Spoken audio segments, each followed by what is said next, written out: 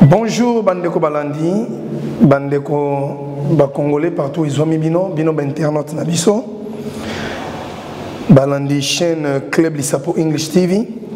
Toi lisusu lelo ko partager na bino leçons ezali très intéressantes. Ezali sur alphabet anglais. Mais to bo sanité. Session passée totangaki ou séance passée totangaki possessive adjectives. Tolaki saki ndenge nini kokotuna une tierce personne moto mususu. Kombo ya moto mususu en anglais.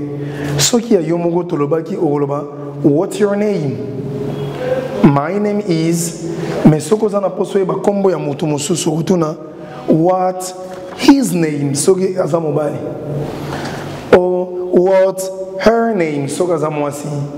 Soki peza eloko to nyama olingo yeba kombo na yango oloba what's its name.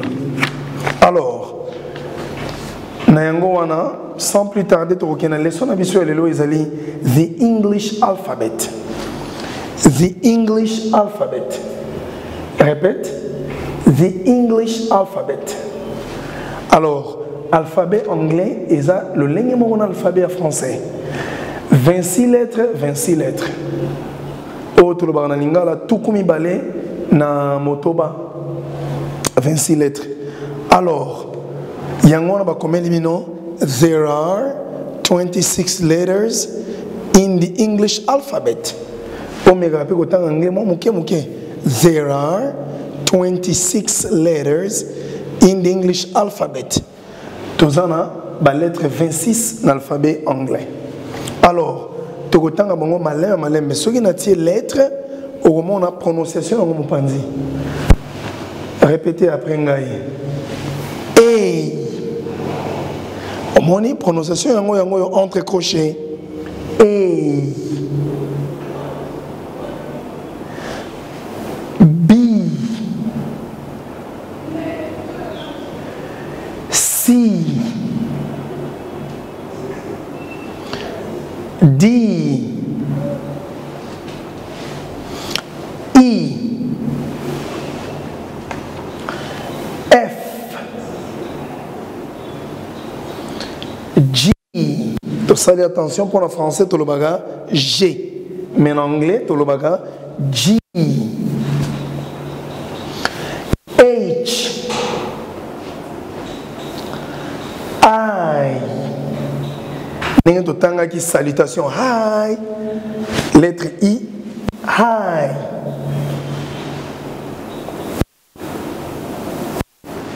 J. En français, tu le J, mais en anglais, tu le J. Tu peux prononcer J. K. L. M. N. O. P. Q. R. S. T. U. V.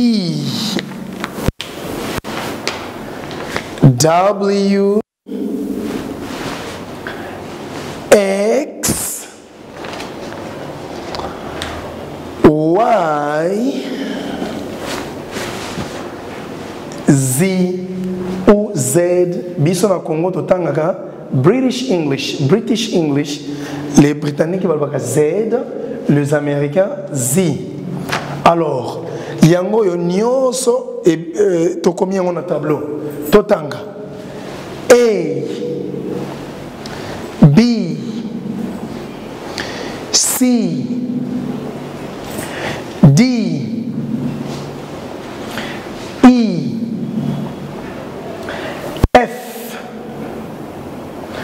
G. H. I, J, K, L, M, N, O, P, Q, R, S, T, U, V, W, X, Y, Z. Alors, bandeko balandi, importance ya alphabet zanini. Importance alphabet zali pona ko epele kombo otokomona na leçon na biso zoya. En plus pona kotanga ba sigle otobenga ba acronyms ou bien abbreviations. Soki oyebi alphabet moyotanga acronyms ezate. Ba komaga Neymar JR. En anglais akotanga Neymar JR. Soki tokei kobina toke shetemba kobina ah olinga shetemba ah na ilite place ngenda kobina bolo baka DJ tia musique D is a disc J is a jacket ne baka DJ donc ça D na J.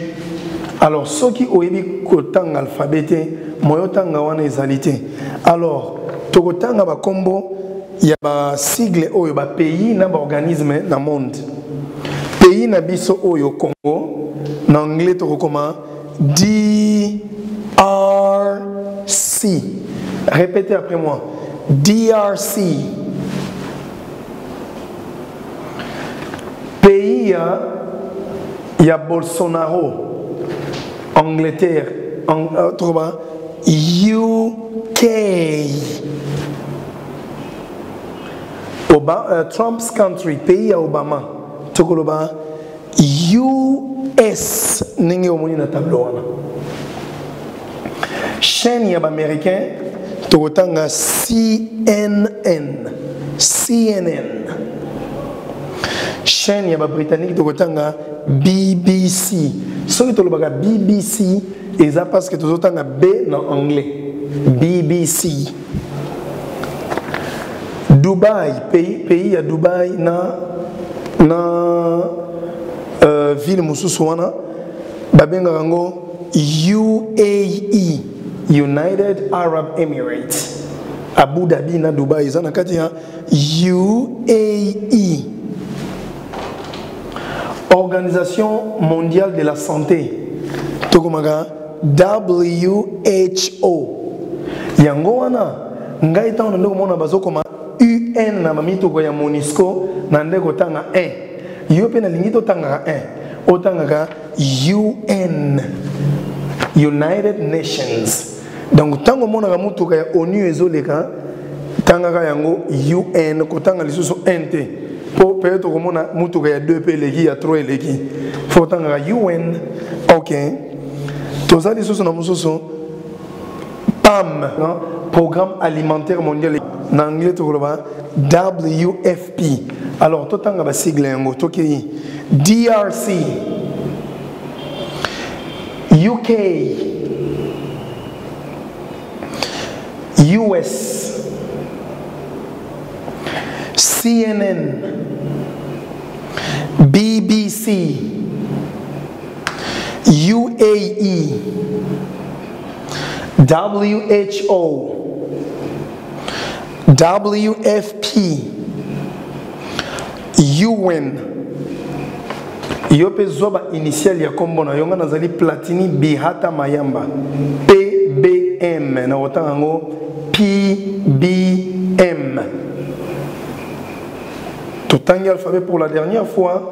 Na moi lombango toke A, B, C, D, E, F, G, H, I, J, K L M N O P Q R S T U V W X Y Z.